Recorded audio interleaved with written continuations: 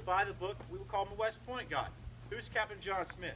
He's certainly not the man in the statue. That's the way he wanted to be depicted. That's John Smith at the age of 47, looming large over the fort, with his back turned to the people who kicked him out of this place.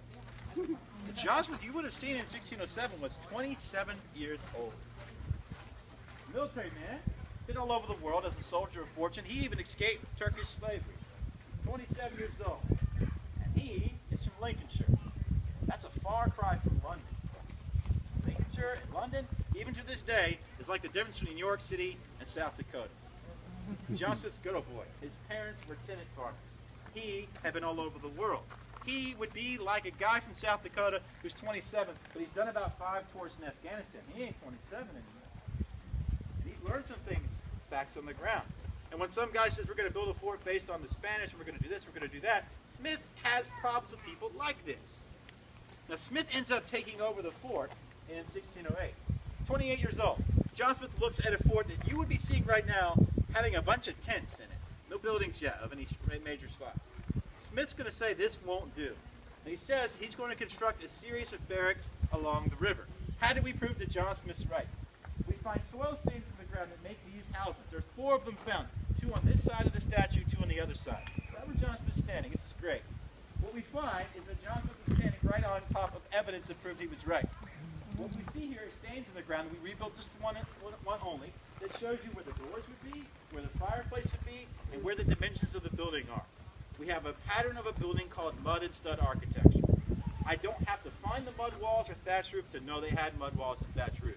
Just like future generations will find what a ranch house and a Cape Cod and a studio apartment is by seeing what's left behind. Mud and stud architecture survives in 37 buildings in England to this day from this time period. And only in one county, Lincolnshire. It's Lincolnshire style architecture. Mud walls would have been pretty thick, about 9 inches thick. They would have coated them, we think, with animal fat to keep them waterproof. About 9 tons of thatch was typical from these types of buildings. They still survive in Lincolnshire from this time period. Now, John Smith wasn't lying to you. Why would he lie about something boring? I built 4 barracks. Yeah, I believe him. If he said, I'm the greatest leader of all time, bow before me, well, I don't believe him. You see, we don't lie about boring stuff. When we tend to lie or exaggerate in our letters and emails, we don't tend to lie about boring stuff. If you said, my neighbors are awful people in an email, you might be right, but that's pretty biased.